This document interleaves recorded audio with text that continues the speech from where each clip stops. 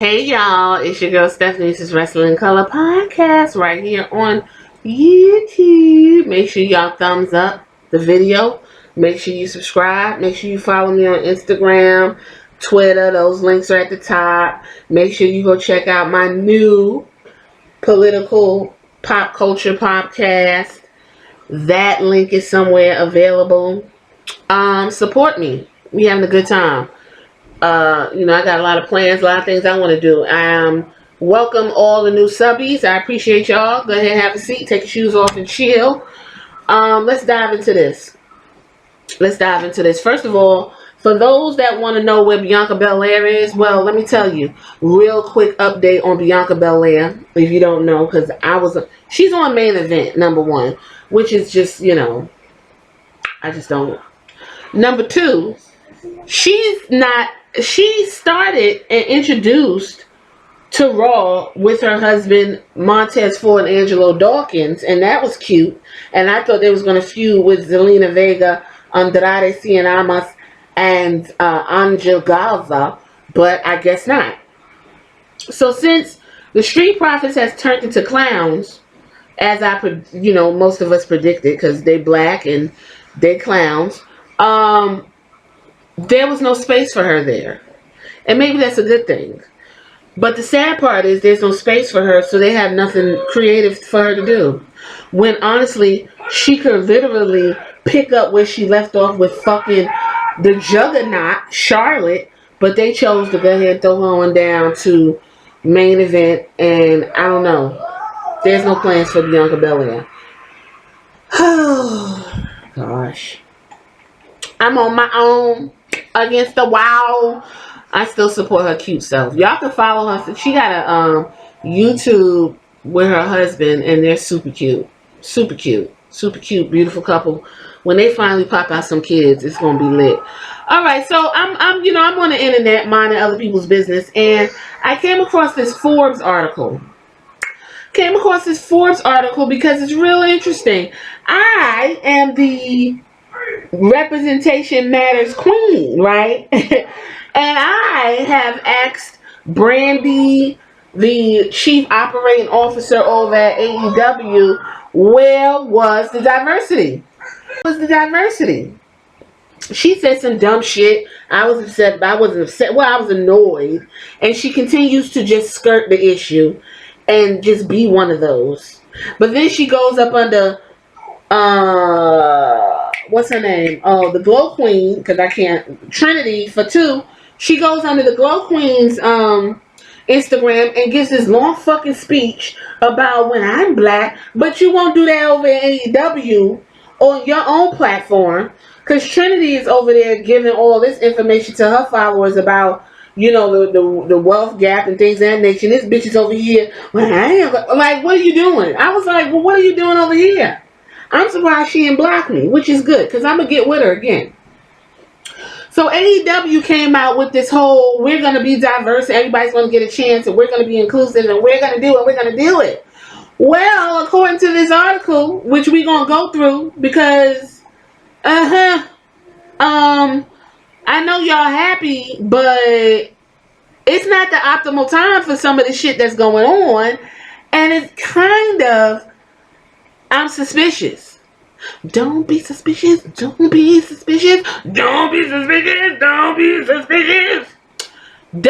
is far superior to AEW in diversity right now.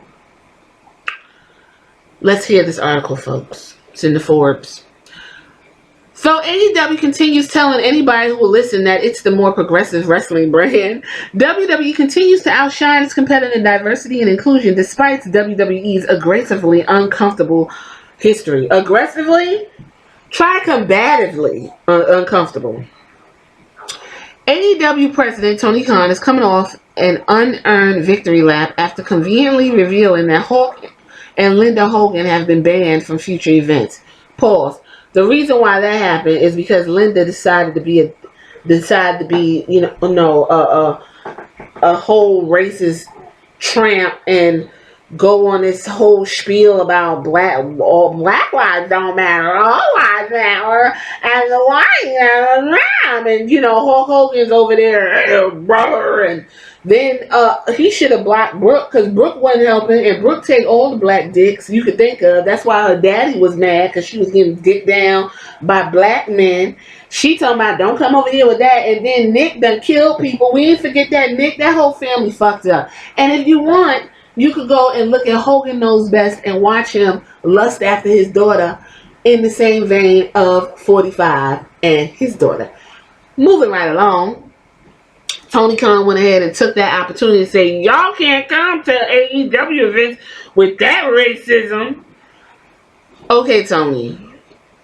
This, after Linda Hogan's deeply racist tweet blaming Afro-Americans for looting during the George Floyd's protest.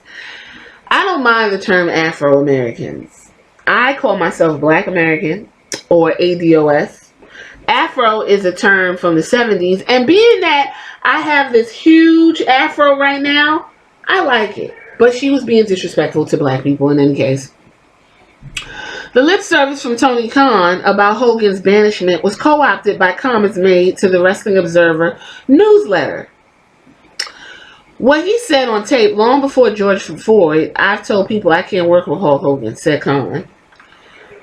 How can I look at my black friends, football players, employees in the face, or myself in the mirror after the things Hulk Hogan said and has never gotten an adequate apology for? He sure did. He said, well, you know, brother, if I offended you, then my bad. But that was a tape that was snuck and they shouldn't have snuck it. And that Hulk Hogan's a millionaire because his dick was out and he got recorded cutting up about the N-words fucking his daughter while he was cheating on his wife.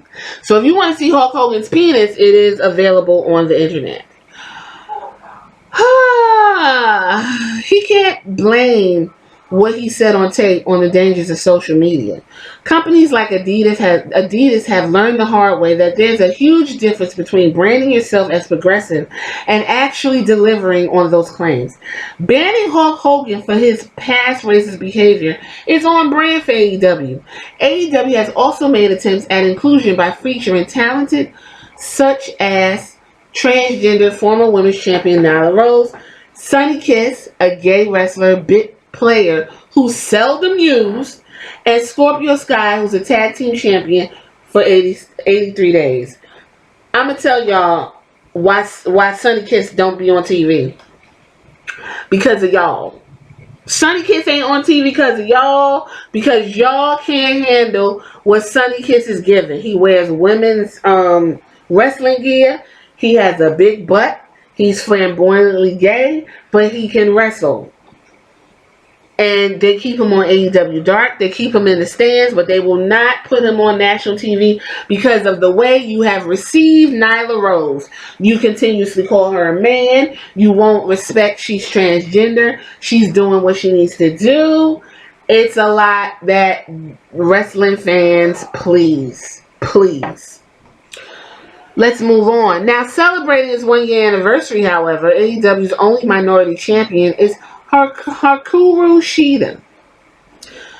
She is Japanese. That's true.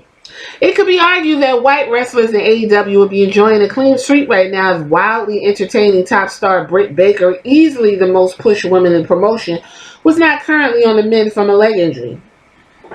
Becoming a progressive alternative to WWE, where its Trump-supporting chairman famously lashed out at millennials on a podcast, seems like the pro wrestling equivalent to playing Madden on the rookie setting.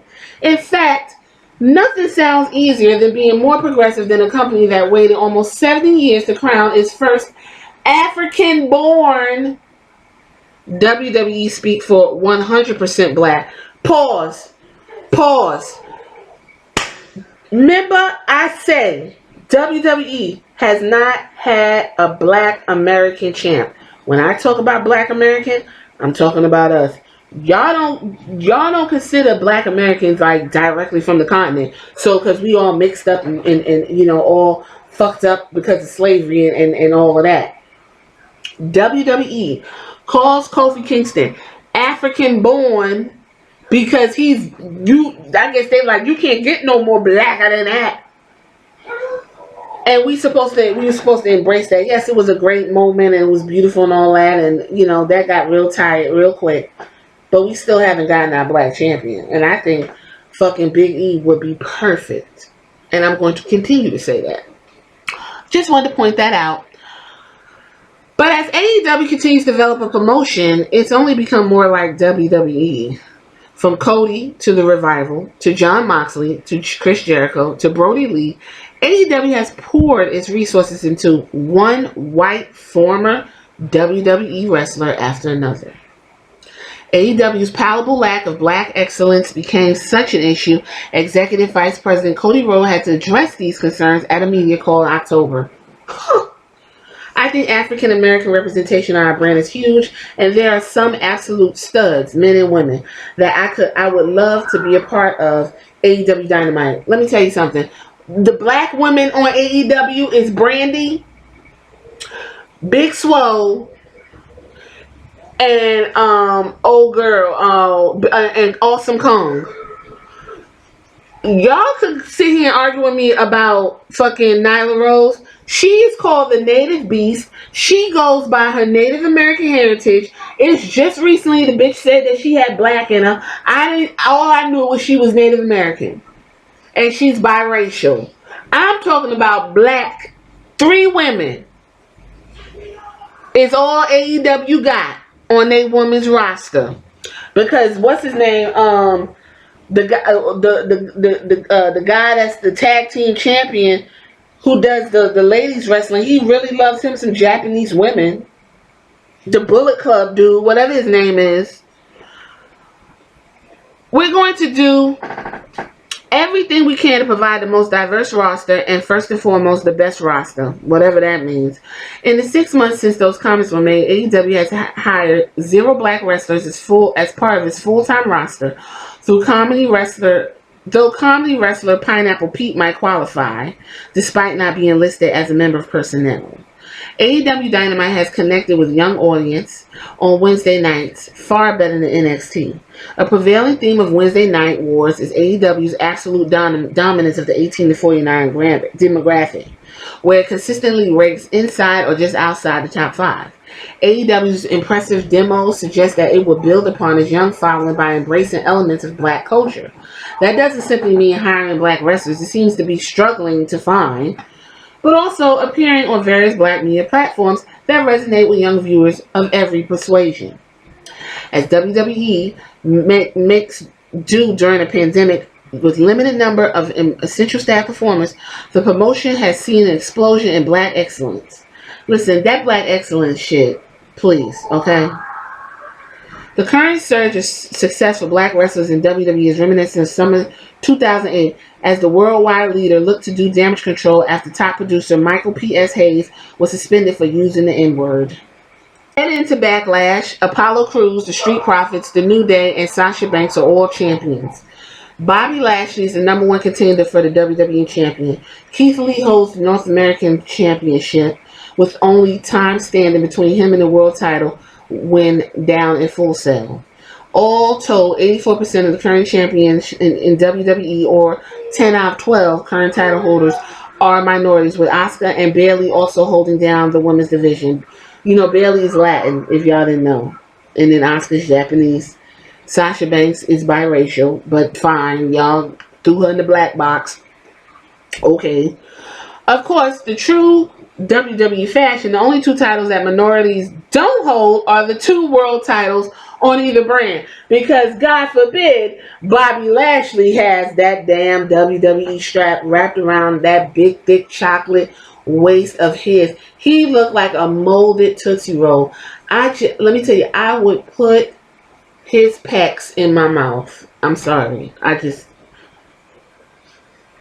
want him to stop drawing on his eyebrows. I know he has some type of hair issue where he doesn't have hair, and that's fine. But, sir, don't. He should have a woman come out and grease him down before he makes his way to the ring, and I would like to be that woman. Just like WWE, until recently, AEW has struggled to align its public-facing message of inclusivity with its actual output. This has become a quickly developing theme among many potential allies as the George Floyd fallout lends itself to well-intended pandering. Thank you. It's like, oh my God, why do they have on kente cloth and why are they kneeling when we ask for police reform? You can hear more about that over at the Shit the Sugar podcast. In just 1 year of what promises to be many years, AEW should get ahead of this budding issue for its questionable brand to be valid. I done said it. I said it, and he just said it some more. AEW, hello, what the fuck are you doing? What the fuck? And don't say you can't find no wrestlers, because there's a whole lot. Let's get on the ball. Let's go back up to this. Let's go back up to something that I noticed, because we're in the middle of a pandemic. Now, only people I'm not shocked with is the New Day, because it's the New Day. But the Usos is, you know, one's hurt, so that's it. And then when the Usos are off TV, Naomi's off TV. And she got 2 dogs now, so she's in cloud 9 with them 2 babies she got.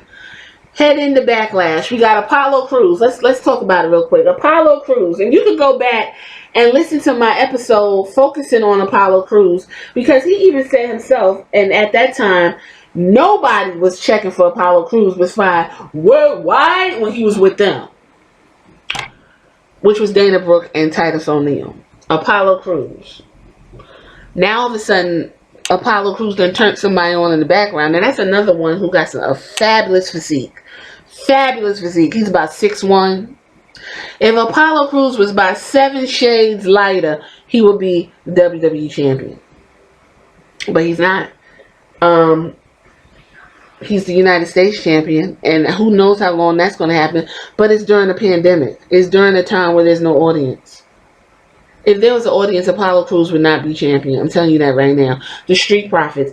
When the Street Profits came up from NXT, their gimmick, and they're drinking the wine, drinking out the cups, and we want the smoke, and Montez is real over the top with his jokes, and Dawkins is kind of doofy, you know, sidekick. I knew that they were going to be turned into stereotypical clowns. And that's exactly what's going on. Y'all could be entertained by that bullshit, and that's fine. But that ain't wrestling. Okay?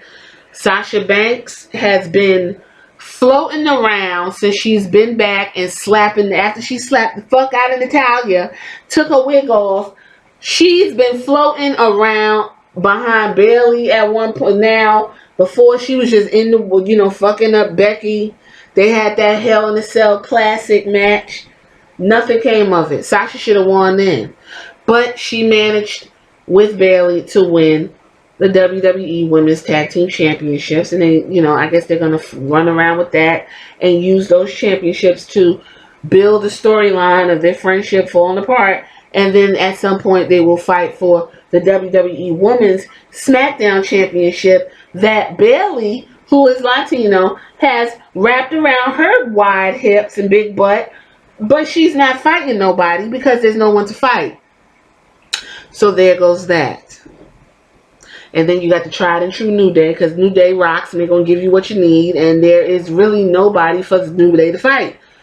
After The Miz and Johnny Morrison and this hey hey ho ho bullshit, you know, how many times are they going to do it? The Usos are gone. Heavy Machinery, y'all took Dolph Ziggler. Y'all finna send Dolph Ziggler up to Raw. And word on the street is Ali is going to Raw as well. So he must not be this fucking hacker, or they just fuck the story. We ain't go no further with that. So Dolph ain't gonna be a part of the Mandy and Otis thing no more. Like, listen, AOP been destroyed, broke down long time. I don't know who else is there for SmackDown to fight. Unless you go throw 2 people together. I don't know what happened to Bobby Roode. I guess he in main event. But the New Day, they always gonna have them belts. Because the New Day is, I mean, you can rely on the New Day. Vince McMahon is comfortable with the New Day. Keith Lee is the North American champion. And apparently Keith Lee and fucking Adam Cole going head to head to unify the titles and win and take all. So, okay, I guess. I mean, y'all didn't put the belt on Velveteen Dream during that terrible fucking match that I couldn't see. And, you know, well, I guess there's nothing else to do in NXT. And at this point, NXT is fucked over anyway because Vince McMahon's down there. But you got a big doof as Braun Strowman. You could have put that fucking strap on Bobby Lashley and let him be a transitional champion. He's more reputable than Braun Strowman. Now he's a freight train and he runs in a circle and don't even bend his knees. And then look, Drew McIntyre. I'm not gonna knock Drew McIntyre. He worked hard. That being gruesome body hair turned into a what is he? A Celtic sex god. He's giving you personality and Braveheart tease. They had the best match at the Backlash, him and Bobby Lashley. But are y'all just setting him up for the inevitable? Either Seth Rollins or Brock Lesnar. Why not just give the belt to Bobby, let them run around for a minute? This is the thing. You put all this gold on these black people during a pandemic when there ain't nobody to celebrate, to boo or yell in the ring, in the place. Who the fuck y'all kidding? Who y'all kidding? Seriously. It's during the pandemic. Some of the worst television right now. I couldn't even get through Raw. Couldn't get through it. Y'all was very upset that fucking, what's her name, Lana got called a thought. For those that don't know what a thought is, that hole over there, that's what that is. That's the inception. That's the introduction of Bruce Pritchard now taking over. She gonna be more than a hoe after he get through with her. Sure is. Yep. That's Bruce. I mean, that's great, but the timing is just like, you could have did this anytime. You could have put that belt on Apollo Crews about 4 years ago, and we could have celebrated and felt good about it. But that's Vince McMahon. You know, we're going to take it. We're going to celebrate it. No, it's not black excellence. It's trash. Because you're only doing this because of the pandemic. And you exposing these black people to your fucking COVID because somebody was sick. And you don't want them to wear face masks. And you want them to be in there rubbing and coughing and hacking in each other's faces. Man, listen. I'm going to take note, and I see it, and I don't like it. And I also want to say before I go, I'm glad that Bobby Lashley and that fucking Lana storyline is over, because I didn't like it to begin with. It was terrible. It set a terrible stereotype. It put forth an awful representation of black men, especially since all it was this black man fucking this white woman, and that's what it was, and that was the undertone. And I'm glad it's done. And if you want to hear how I felt about it, I got a whole video with him and Lana, and it was and how that is not how you do things. So I'm gonna leave it right here. Y'all tell me what y'all think about the article, diversity. Are you excited that 10 out of the 12 current title holders are black and no one in AEW is shining? Let me know. Let me know about the current blackout at WWE. Hit me in the comments. Alright, y'all, I'm going to leave it here. Till next time. Bye.